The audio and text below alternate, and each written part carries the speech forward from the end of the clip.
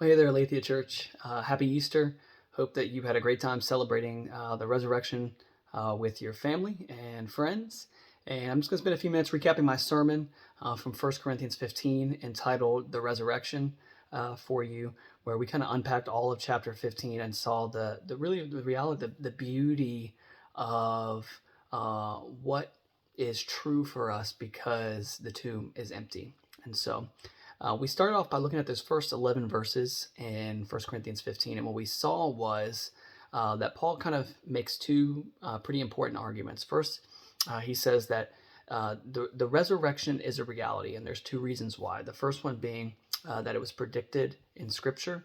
I hope that you guys will check out some of those verses that I shared with you from Psalm chapter 16 and Isaiah 53 on why it's important that God had actually promised in his word that this was going to happen. But then we spent quite a bit of time talking about the eyewitness evidence to the resurrection and how it historically happened, that this is a real thing, that the tomb is still empty, that Jesus is alive, and that he's ruling and reigning at the right hand of the Father in heaven.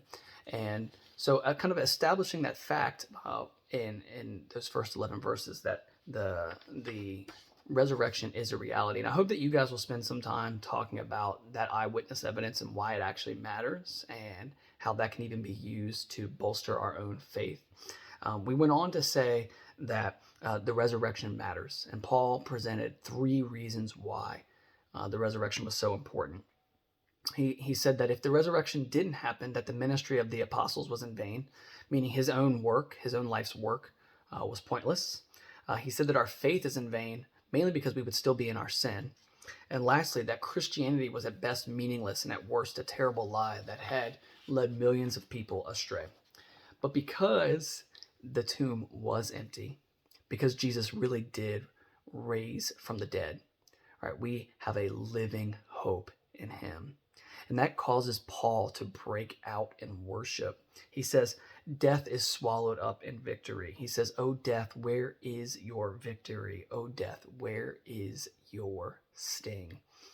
And that's what we celebrated. That's what we finished our time worshiping Jesus and making much of him, because the grave is empty, the tomb is empty, and Jesus is alive. And because Jesus is alive, there's all sorts of implications: forgiveness of sin, eternity with him, resurrected bodies, new heaven and new earth, and even the ability, right, to suffer and see God deliver us in the present. And so I hope you guys will spend some time talking about the reality of the resurrection in your own lives.